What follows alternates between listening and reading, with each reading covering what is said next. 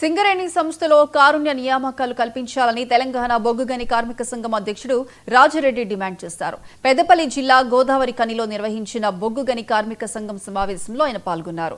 కేసీఆర్ ఆనవాళ్లు లేకుండా చేసేందుకే కాంగ్రెస్ సర్కార్ కారుణ్య నియామకాలు చేపట్టడం లేదన్నారు. వైద్యపరంగా అసమర్థులైన కార్మికుల కుటుంబ సభ్యులకు తక్షణమే ఉద్యోగాలు ఇవ్వాలని, లేదంటే టీబీజీకేఎస్ తరపున దశలవారీగా ఉద్యమిస్తామని హెచ్చరించారు. యాజమాన్యం తెలంగాణ రాష్ట్ర ప్రభుత్వం సింగరేణిలో కార్పొరేట్ మెడికల్ బోర్డులో నిర్వహిస్తుందా నిర్వహించదా అనేటువంటిది స్పష్టత ఇవ్వాలని తెలంగాణ బొగ్గుగని కార్మిక సంఘం డిమాండ్ చేస్తూ ఉంది.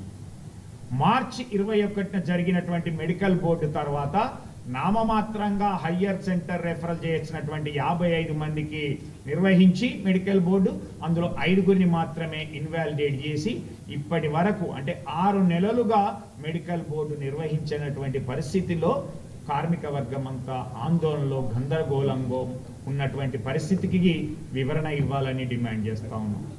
దీంతో పాటుగా 4 నెలలుగా జూన్, జూలై, ఆగస్టు, సెప్టెంబర్ మాసాలలో పంపినటువంటి ఓఎస్ఎల్ కు జూలై, ఆగస్టు, సెప్టెంబర్, అక్టోబర్ నెలల్లో ఇవ్వాల్సినటువంటి ఆర్డర్స్ వీటీసీలో ట్రైనింగ్ కోసం ఇవ్వాల్సినటువంటి వాళ్ళు 400కు పైగా వేచిచున్నటువంటి వాళ్లకు ఎప్పుడు ఇస్తారా అని వేచి చూస్తున్నటువంటి కార్మికుల డిపెండెంట్లకు సమాధానం చెప్పాలని కోరుతా ఉన్నాం.